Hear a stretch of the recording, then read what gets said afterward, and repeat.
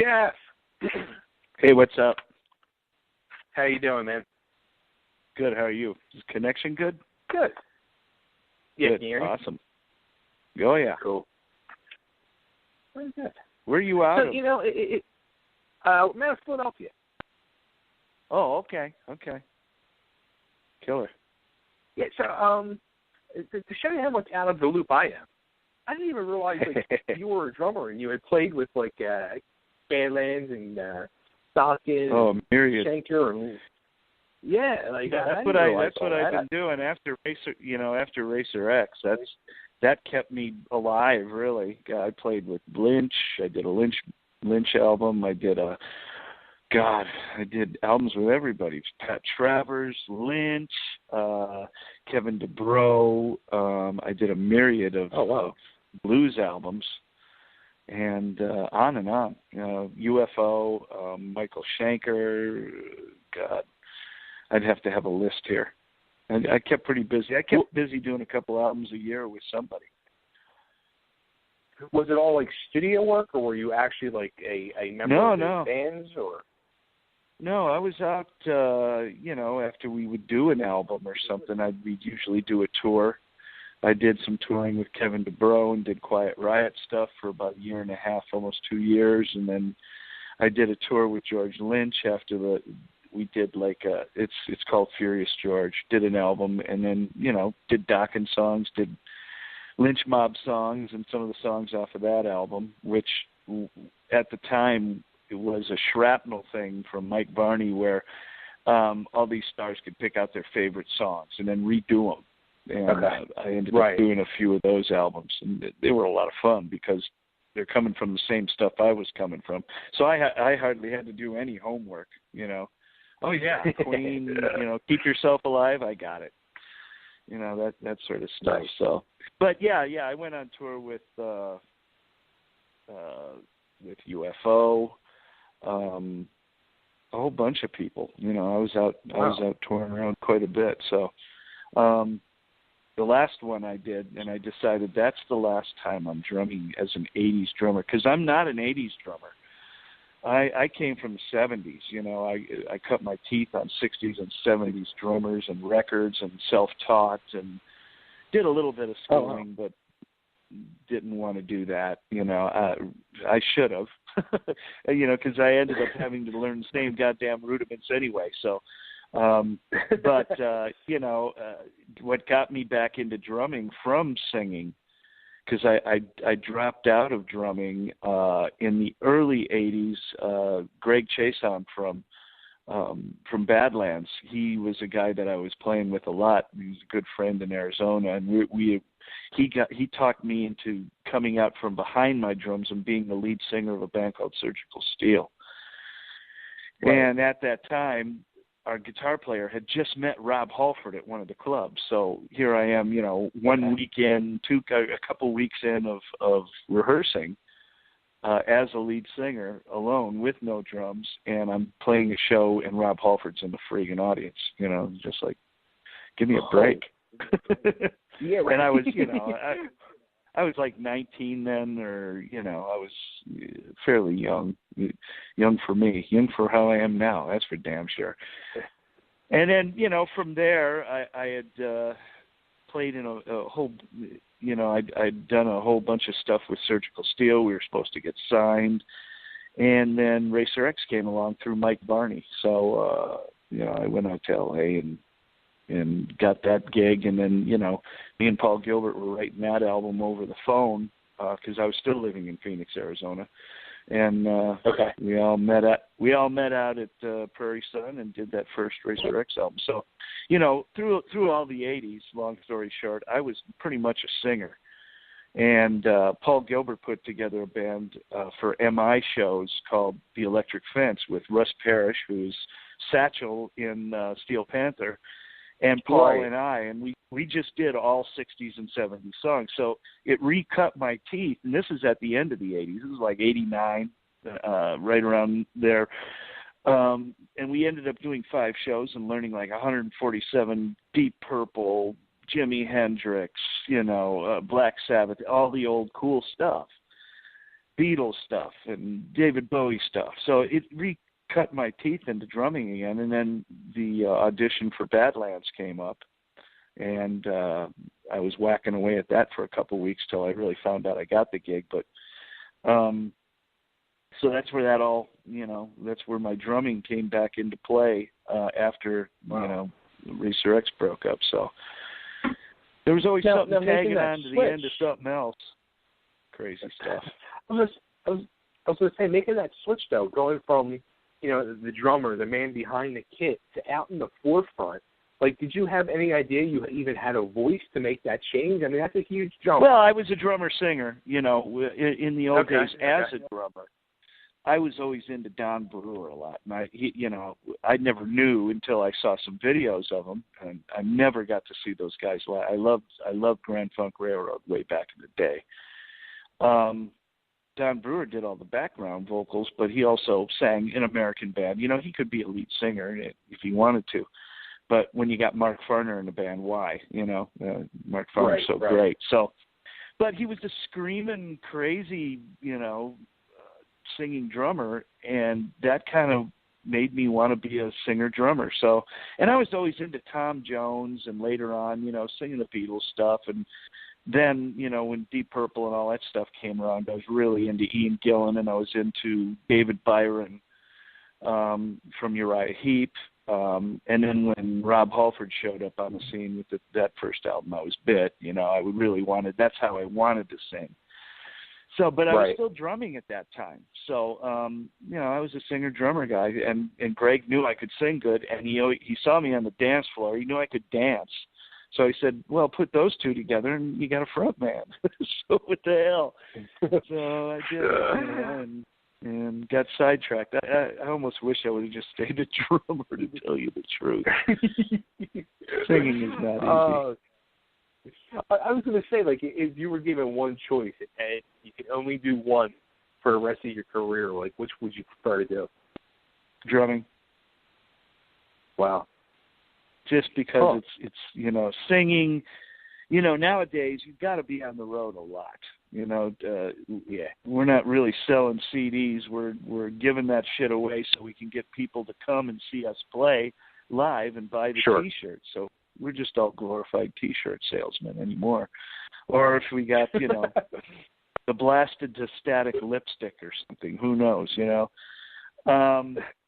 And that's why really I hadn't really, after Racer X, I did a few things. I sang on a Priest album. I did a couple, backgrounds on a couple Priest albums, and did some songs here and there and backgrounds and stuff. And then I ended up doing my own solo album.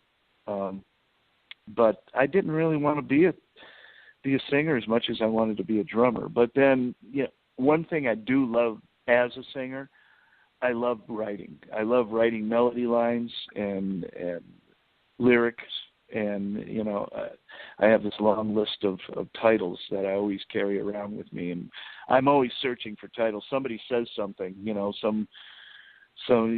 I remember Scott Travis, from Judas Priest and Racer X. He had shouted out, that's heavier than a bucket of rocks. And a bucket of rocks, whoa, being that's on the list, something that's pleasing to my ear and is visual, I'll grab it, and I've got hundreds. So, that's what I really like doing as a singer, is writing the stuff and preparing it and going in the studio and doing it. That's when me and Stu got hooked up, and he sent me his stuff, and I get tapes all the time from really great guitar players, really great musicians, and they're good writers in their own sense too, but I never seemed to have been able to connect to any of them. I always connect to Paul's writing just because he's so Beatle-oriented, really. Even though you're talking Racer X, where do you hear the Beatles in there? Well, there's a couple of them, but really he loves melody, and I love melody.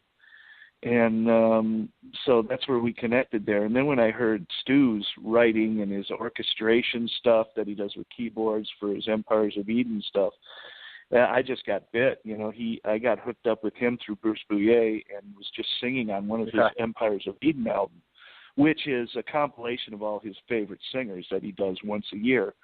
And he asked me to be on that, and then he sent me 6 more songs and sent me a bunch of money, and by the second song, I just said, hey, dude, this stuff is, I really love this stuff. Can we make a real band? And not just a project. We kind of got that from the get-go, that Blasted to Static would not be just a project. We wanted it to be a real band if we can possibly do it, which it's hard when two guys live in Australia and two guys live in America.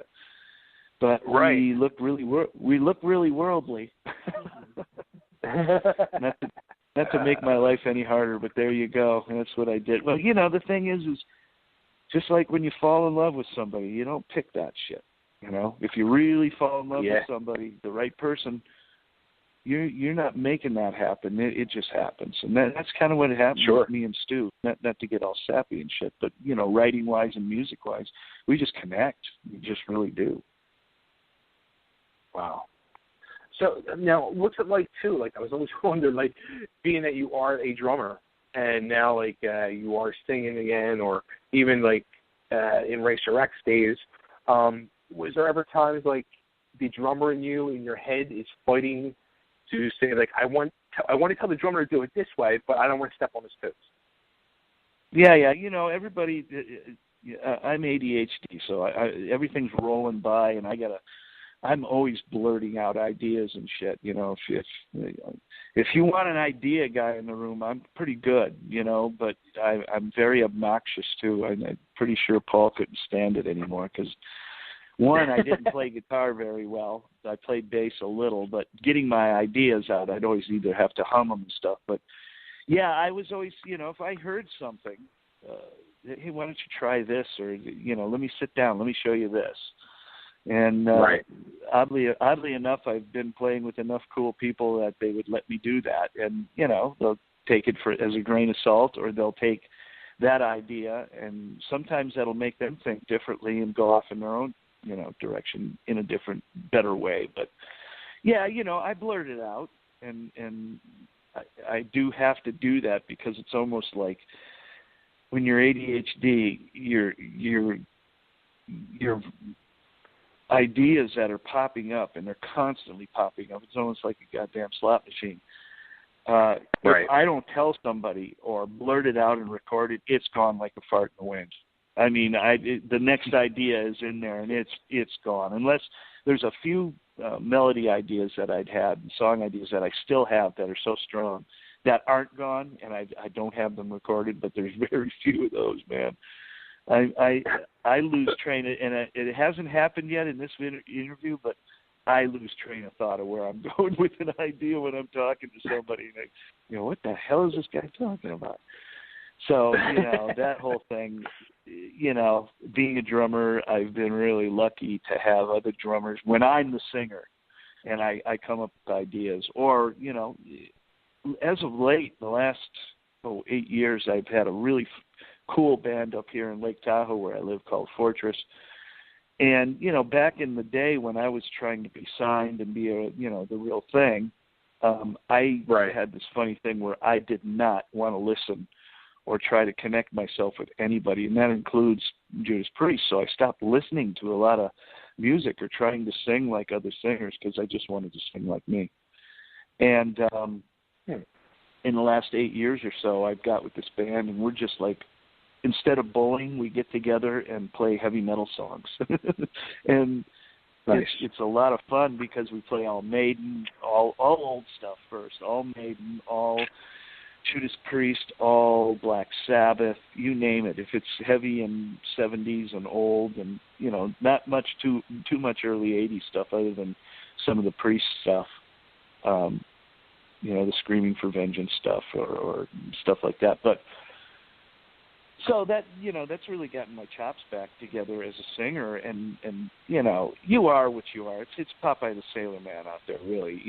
I'd always been pegged as Rob Halford when we were trying to get signed by with Racer X. But all in all, I do some good screaming here and there and stuff like that. But I don't. His tone and his mask sound is really hard to recreate. They say Ripper Owens sounds like him. He does in the Painkiller voice, but I don't think he sounds like him at all.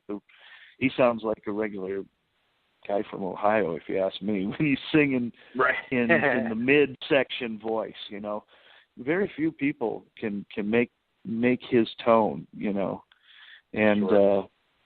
So you know, it's been fun to try to learn how to sing like Bruce and Dio and all this stuff. Dio's impossible. And it's widened who I am and what I am vocally, I think. But it really hasn't changed my style much, which is kind of neat to know, and shows I wasted a lot of good music and time back in the day that I could have been listening to. You just mentioned Dio. Did you happen to see the Dio hologram this past weekend made its appearance? I would have probably just broken down in tears if I heard it looked like he just was on stage. Now, I haven't seen it, but did you see it? They just put video clips out earlier. It's the first I've seen of it. It's pretty wild, but I just kind of like weird to think that they're going to do like a whole tour with that now. Might as well. He was the greatest. Yeah. Who knows? Maybe we'll have a baseball game. We'll have a baseball game pretty soon with the Giants featuring Babe Ruth. Yeah, right. That'd be pretty crazy. That would be nuts. Well, at least they have the pre-planned home runs and stuff like that. So we don't have to wait a whole game to see everybody get stranded. Sorry, I'm a baseball fan and I'm frustrated right now. I don't know how many times we load the bases with no outs and not get anybody in. Jesus, somebody shoot me. No wonder Bruce Bochy's in the hospital. I'm a Giants fan, sorry. So, but yeah, you know, that's all right. Now, is it a real video of Dio that has been hologrammed, or is it a computerized mock-up? Do you know? I think it's computerized. Oh, okay. That would be weird. I would rather have them take some of his best shows, but of course it's really hard to 3D that, you know, because you don't have every angle. You'd have to have him shot from every angle to do that properly. But it's weird the way they do that. That's one singer that, and believe me, I got to tour with him for 2 months. I was playing in a band called the Black Symphony, and we had a fairly good German record label that brought us out to Germany, Belgium, Norway, Sweden. We did 2 months, and I got to see Dio for 2 months sing almost every day. And I was in that little cage in front of him. And sometimes he's otherworldly. Vocally, he's otherworldly. There's nobody that can touch his emotion, let alone his lyrical content, what he's singing about. He was the most positive, reinforced lead singer ever. Like the song I mean, it's all about becoming yourself and being positive and growing and nurturing and becoming the best you can be. All that stuff was from such a Catholic background, even his devil stuff. I mean, he was just giving you the choice. He wasn't promoting any satanic anything. He's just showing you that there's this other black side and here's the light side.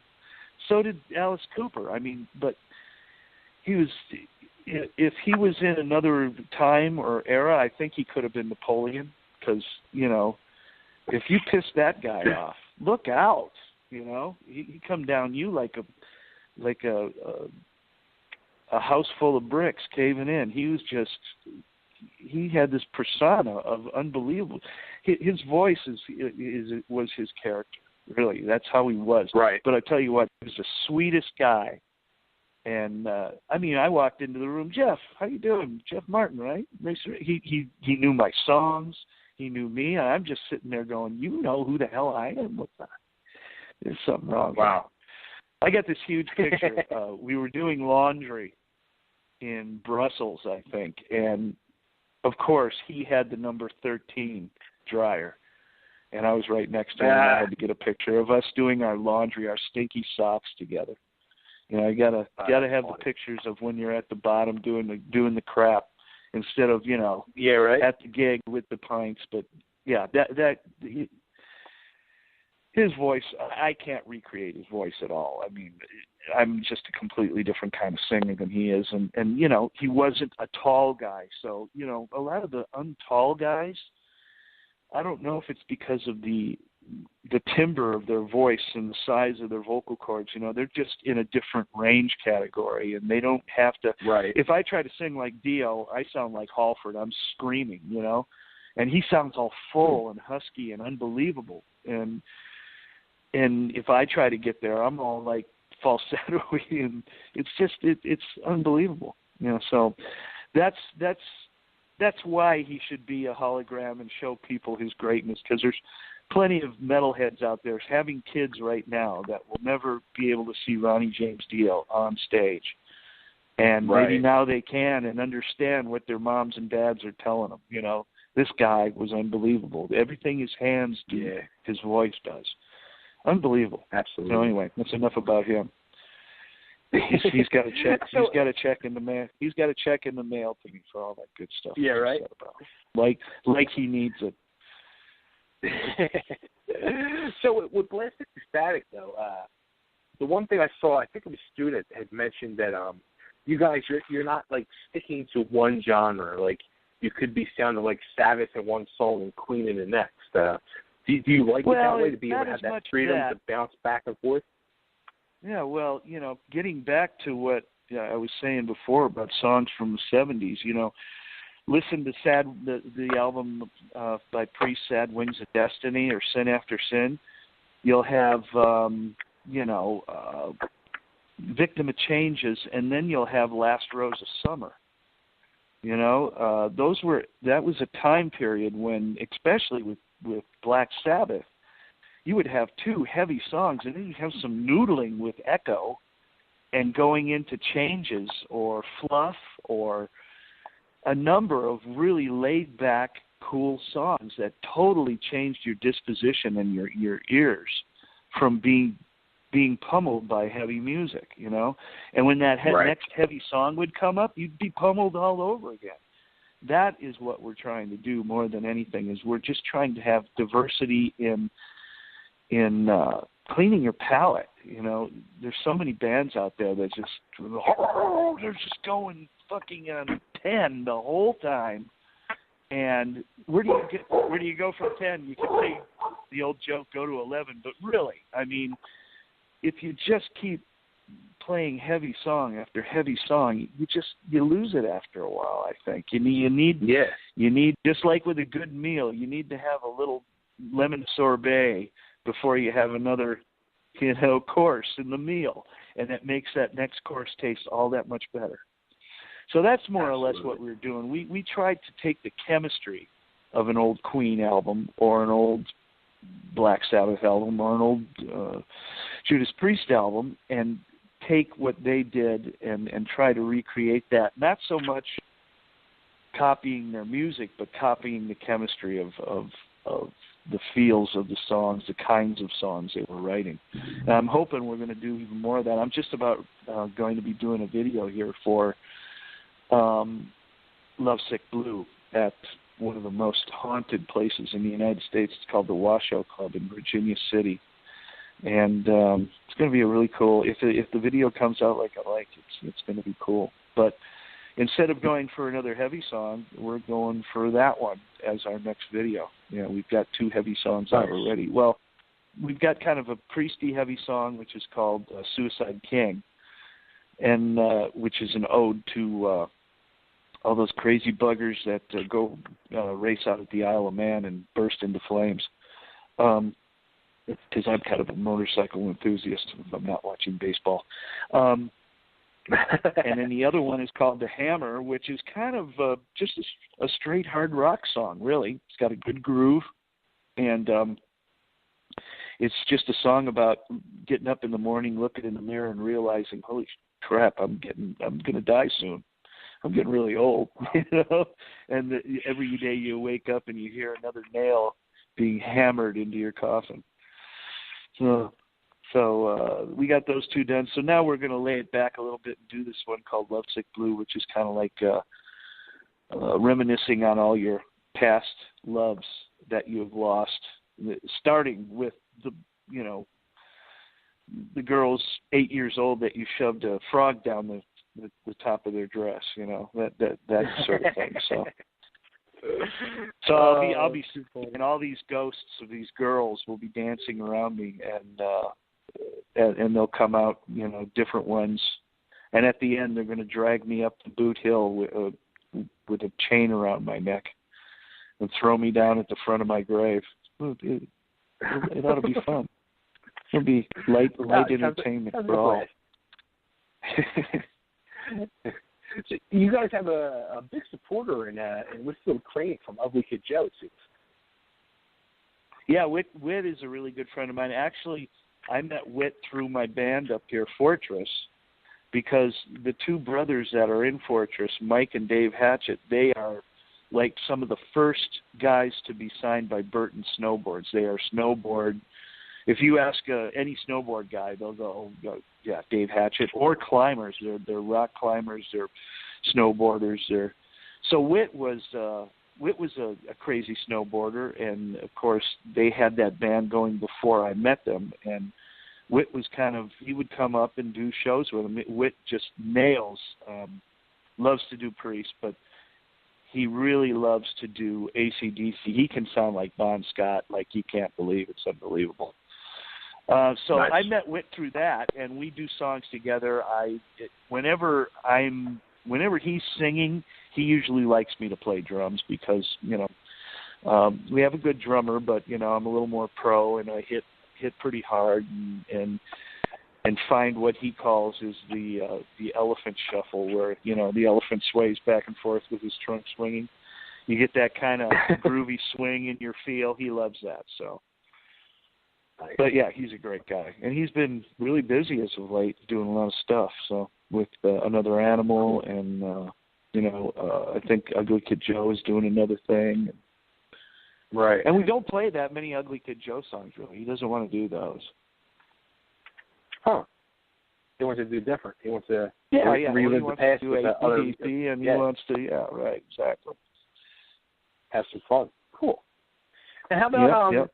I was wondering too, like when Jakey Lee was putting together his latest project, Red Dragon Cartel, did he ever get hold of you, maybe to play drums for him, or sing for him? The last thing that Greg just recently told me that he'll never play in a band with me again. I have no idea what I've done.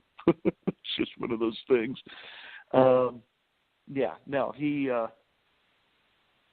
I'll tell you one thing. I saw him at the NAMM show, and it was the happiest I've ever seen that guy. He was just smiling the whole time and having a good time up there, having whiskey and kicking ass. So, you know, good for him. Huh. Yeah, we had something good together musically. You know, I really like playing with Jake because he's a real percussive guitar player. Right.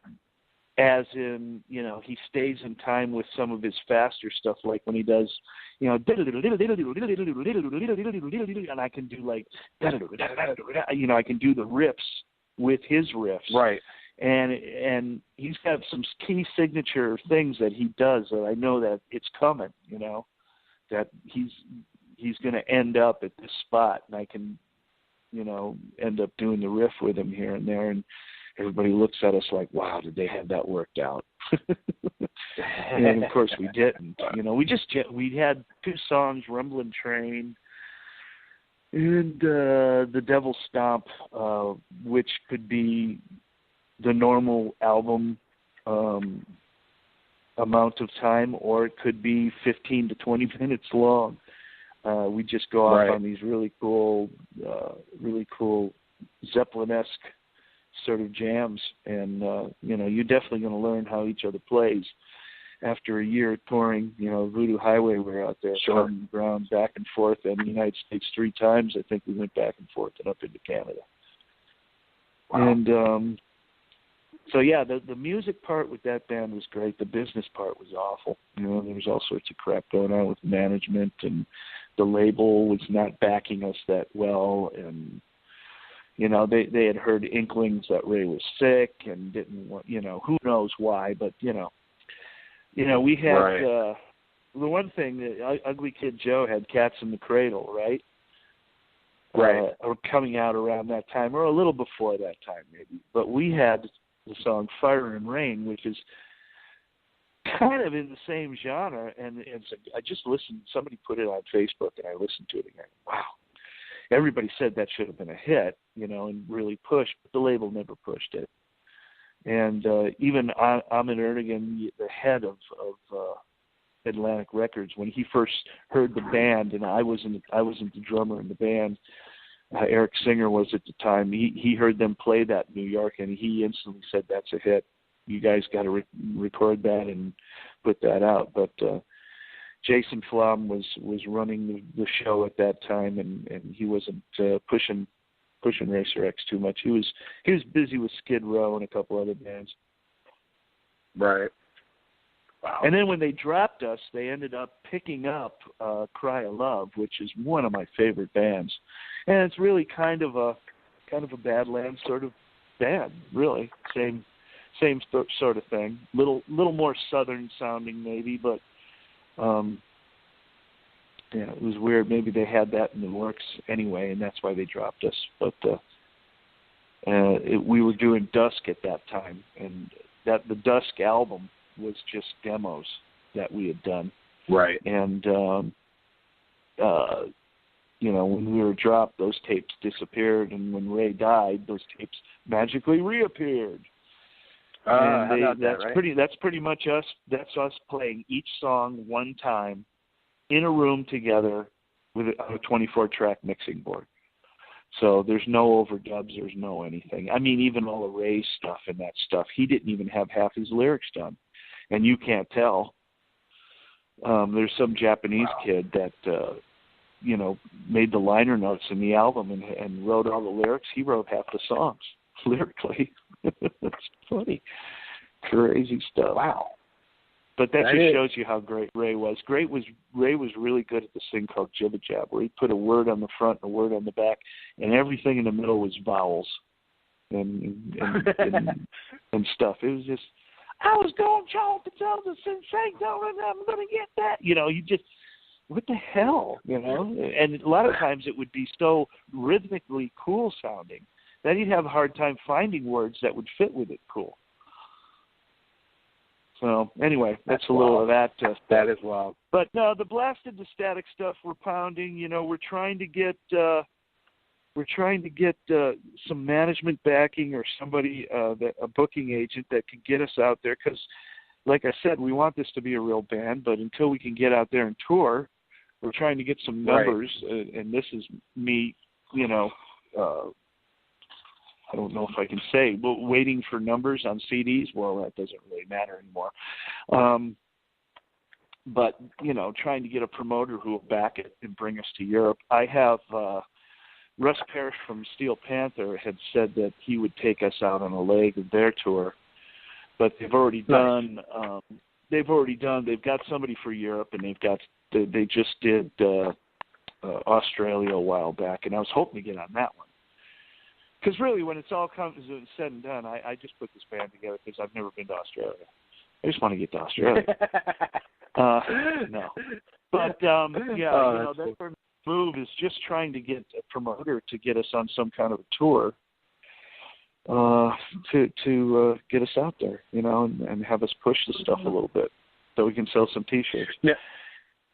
Would you prefer to be able to tour Europe first or the States? I would. Personally, because that would mean that I'm in Europe and eating some really killer food, and like Germany. I'm German, mostly German, and when I'm over there, I just feel like I'm home. Like I said, I'm into motorcycles. I'm into fixing up really old, cool English motorcycles and making them perfect again. But that's what Germans do. They like stuff perfect. And everything in order, get it in order. And every time I'm over there, even the goddamn cobbles in the streets are perfect. And they've been there for like 200 years. None of the cars have scratches on them. I mean, it's just, it's a perfect world. Crazy. Right. How can you bomb the hell out of somebody and then they come back like that? I don't know. Perfect. Perfect. They come back perfect. No, it's just really orderly and clean and beautiful. The food's good. The people are all walking around instead of eating crummy food and getting fat and I don't know. It's just so yes, Europe. Get me to Europe. Get me to Japan. I'd love to go back to Japan again and play. I did a lot of that I did a lot of Paul Gilbert solo albums in the beginning of his solo career. And played many times over in Japan and Taiwan and, all the eastern countries. And would love to get back there. But definitely would love to get back there with something that, me and Stu and I have worked on this for almost 2 years, writing and getting stuff together. And it was through, he was doing some things and I was doing some things. And I'm coming out on 2 other albums this year that are drum albums, which one is called Blindside Blues Band Journey to the Stars. And that was it just had been released. And that's a really 70s blues rock album. And then the other one is not out yet. We're just mixing it, but it's Rev Jones, the bass player in Blasted to Static. And he was the bass player in MSG and played with Leslie West, and he's also with Steelheart. He wrote a bunch of songs after he went through a kind of a crummy divorce, and man, these songs are just amazing. And he's singing on it, and I'm playing drums on that as well. And they sound like Mr. Big. Mr. Big meets something very odd, and it has some really off-canter, almost insane-sounding lyrics. His melody lines go all over the place, insanely all over the place, and he's the only guy that could get away with it. And I'm not saying they're out of key or anything like that. It's just amazingly something that nobody else would think of. So that's kind of cool that he has. And if it does halfway good, he'll have something that is truly his own. So, and the guitar player we have in that, his name's Jim Dolfa, and he sounds like a young Paul Gilbert. He sounds like Paul when I first was writing with Paul and the first album. It's crazy, even his tone, but mostly his how he chooses notes and so anyway, I got those 2 going on, and then of course Blasted. But those are more. We're just out there trying to stick our toe in the water and get another album out there. But the Blasted to Static album is definitely a real band. See, I mean, you're really keeping busy on both ends of the musical spectrum of yourself. Well, I'm trying, like I've always said about the music business, you just put another chip on the roulette wheel of life, and see if the damn marble lands on your spot. Because I've been in some, I've been after being in Racer X, and we were just crushing it on the Strip and all through LA, but we couldn't get arrested by a decent deal, a decent label, and get some real money thrown at us and some real promotion and touring. People were scalping $100 a ticket to come in and sit. We're talking 86, 87. They were scalping $100 to get in and see us at the Country Club at a show where the Columbia Records director was coming to see us, and Warrant was opening up for us. He signs Warrant, not us. And I don't think the people were scalping for Warrant. They were scalping, to get in to see us. We had I think had just done the live album or something like that. So, do you think, no, it's. I've been to the mountaintop so many times. I almost put my hand up there, where and no one can really say, when you're in the music business, it's hard to say that I've made it. I've made it to. You're always fighting and struggling to get things to run by themselves, but right. I hear tell that once you do get that ball rolling down the other side of the mountain, it picks up speed and it's hard to keep up with it. But I've never really gotten to that point. It usually comes back down the same side. It usually comes back down the same side I just pushed it up, and then runs me over. Right. Do you think with Racer X being being part of like the Shrapnel label and that whole, back in Paul's early days being that guitar shredder, do you think that hurt the band more than helped it in the long run? No. I don't think so at all. That's one of the things that some of the labels were picking out. Oh, you guitar players play too fast and you sound like Rob Halford. They'll find something about anything. If they just don't like you and just don't think that you're, the thing is when I heard how Metallica, was in LA and they were trying to beat down the pathway and make it, they were smart enough to say, well, screw this. We don't want to wear hairspray, even though they did a little bit. And really, Racer X wasn't a hairspray band. Not really. We should have got out of there. We should have moved, and I would have been way happier up in the Bay Area. And John Eldoretti actually lived up in Nevada, up close to the Bay Area. And we played up there at the Stone a lot. We played at the Omni a lot and just had really great success. But I think if we could have got out of that whole, we're playing songs for chicks and our hair is all stuck up and we're wearing spandex sort of vibe, we could have done a lot better. But mainly we needed to just get some decent management. We never got that. And, there's a whole list of reasons, but, they'll always pick out something. And, when you're in a band with really fantastic musicians who are all kicking ass, we better pick on the singer. Because unless you're Axl Rose and you're just dominating the microphone, they're gonna find something. They're gonna find the weakest link. I guess it was me. Oh man, that's all wrong. Well, it's just the way it goes. But But now you got. Of course, I should have figured it out right then and went to med school or something, but I didn't. You know why? Because some people, if you really are a musician, and I can call myself a musician. I can call myself a musician because I've just been trying to do this for so long and trying to make it for so long and trying to. Now that I look back, it's just having something that somebody gives a shit about, having music that people really care about.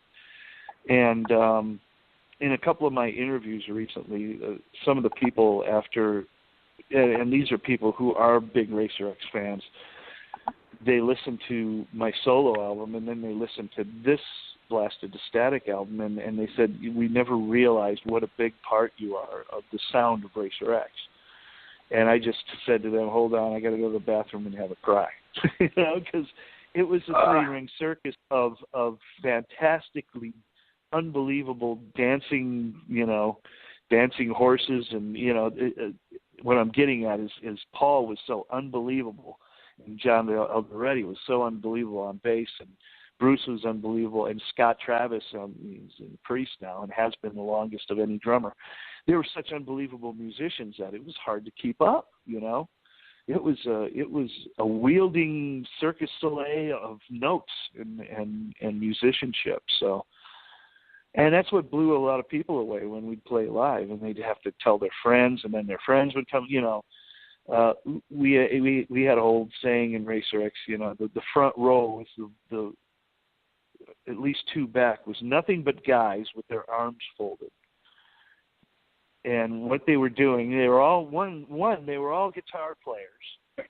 Not many drummers, not that many singers, but they were all guitar players, and their arms were folded, just trying to figure out what these guys were doing, or saying, "Show me what you got," sort of stuff. We called them the Isles of Folded Men.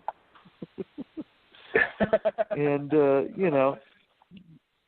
that was kind of part of our thing we had to put up with, but. In the meantime, I was trying to lyrically write songs that meant something more than just that, songs about depression, songs about love, and, normal stuff that real people have to deal with. Right. So, not just giving it the shred value of I'm going to rip your face off and, piss down your existence. Although, and the thing is Paul did that so easily that it was almost comical at the ease that he could play that way, and that was part of the the comic relief of the band, really, because we would do that stuff so easily. And having a name like Racer X, which is named after a comic book or a cartoon hero, kind of fit really well.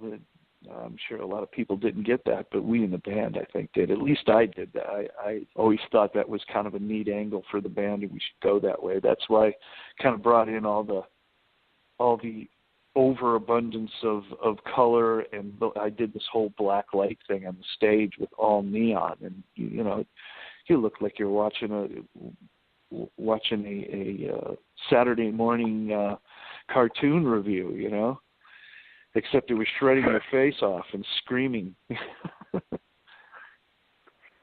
Oh boy. Well, so with Lovesick to Static now, where can everybody get the album? Where can everybody find out about you guys? Well, go to blastedtostatic.com and you can get a whole bunch of information from that. But we're on Spotify. We're on iTunes. You know, it's the whole gambit there. You can go on Amazon and get it there. If you go to blastedtostatic.com, they have the sites where you can order the album. I hear tell we're going to be on vinyl very soon, and the vinyl will have the CD in it also. Nice. And the artwork, you know, as all my solo albums, I've always had a lot to do with, you know, either small ideas or ideas on artwork on a lot of albums, some of the Racer X stuff, but definitely on my solo album and a lot on this. I had a great guy out of New York who helped me do all my green screen shots. That's my daughter on the cover, who is the biggest metalhead in the world that I know. She's more metal than I'll ever be. She just got back from the Warp Tour, had full access passes, and, you know, she's gone to college for being a photojournalism, and cool. hopefully will be moving on to DC Records as their go-to girl to go out to places and interview guys and do the photos and do the whole thing. So so that's where you can get all that stuff, and you know, it's nice to have the CD. It's a digipack, and so it folds out. It's got a booklet in it. It's got all the lyrics, which, you know, the lyrics to me, I like these new lyric clips that are going up because you're forced to see the lyrics that I write and understand what the song is about, because usually it's not what you think a lot of times, and it you know, can touch you a little more if you really understand what's going on. Right. Wow. Cool. Well, Jeff, this has been awesome. Great. Glad to talk to you. I wish I was there right now because it's just after lunchtime, and I would love a Philly steak. Tell you what, a real one. See, well, you guys had to come to Philly, and we go get cheesesteaks. Yeah, that's what I'm talking. Yeah, right. You get them out here. They call them that, but it should be called the Philly steak bootstrap because they're not it. I've had those real ones. Well, that's the thing. Man. When you go somewhere and they have to call it a Philly cheesesteak, it's not a Philly cheesesteak. Yeah, exactly. Right. Cool. Well, cool. So, awesome. And before I let you go, if I can just get you to cut an ID real quick, this is Jeff Martin, and you're listening to Totally Driven Radio. Hello, this is Jeff Martin from Blasted to Static, and you are listening to Totally Driven Radio. Awesome. Is that right? Jeff, thanks so much, man, and good luck with everything. Thank you, brother. Okay, thanks. Take care. Bye.